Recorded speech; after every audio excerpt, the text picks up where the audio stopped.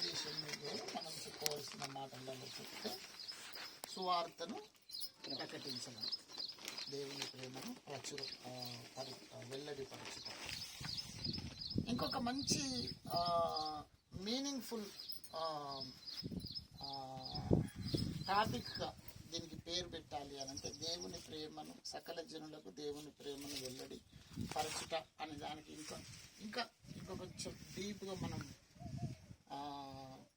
టైటిల్ను మనం చెప్పాలనుకుంటే, టైటిల్ అంటే దానికి హెడ్డింగ్ మనం చెప్పాలనుకుంటే నేటి అంశానికి దేవుని ప్రేమను మనం వెల్లడిపరచడానికి అంటే సువార్తను ప్రకటించడం, దేవుని ప్రేమ గురించి ఇతరులకు చెప్పడం అంటే ఇది నథింగ్ బట్ ఏంటిది అని అంటే దేవుని ప్రేమకు మనం సాక్షులుగా జీవించడం. దేవుని ప్రేమకు మనం సాక్షులుగా జీవించడం. దేవుని ప్రేమకు మనం సాక్షులుగా జీవించాలి అని అంటే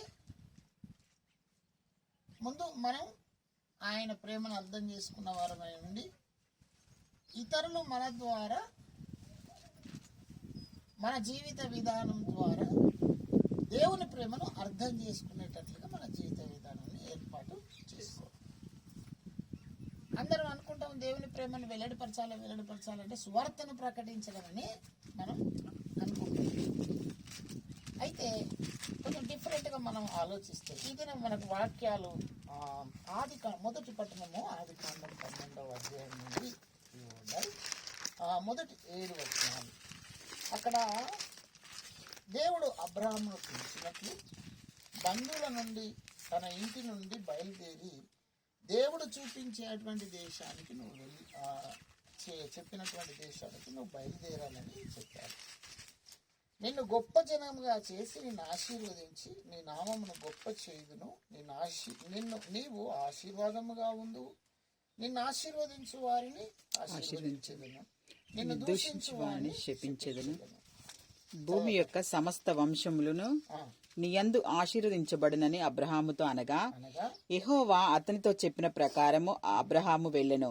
లోతు అతనితో కూడా వెళ్ళెను.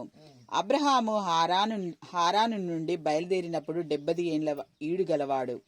అబ్రహాము తన భార్య అయిన శారాను, తన సహోదరుని కుమారుడైన లోతును, హారానులో తానును వారును ఆర్జించిన యావదాస్తుని, వారు సంపాదించిన సమస్తమైన వారిని తీసుకుని కానాను దేశమును బయలుదేరి కానాను దేశమునకు వచ్చిరి.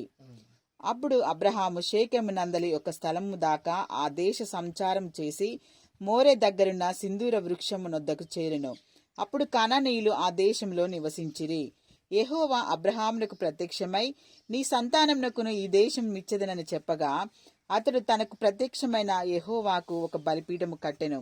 అక్కడి నుండి అతడు బయలుదేరి బేతేలునకు తూర్పునున్న కొండకు చేరి పడమటనున్న బేతేలునకు తూర్పునున్న హైకీకిని మధ్యన గుడారం వేసి అక్కడ యెహోవాకు బలిపీఠము కట్టి యెహోవా నామమున ప్రార్థన చేసెను. ఇప్పుడు మనం చదవబడినటువంటి వాక్యంలో దేవుడు అబ్రహామును పిలిచాడు. ఈ మనకున్నటువంటి టాపిక్ దేవుని ప్రేమను మనం వెల్లడిపరచడం అనేటువంటి టాపిక్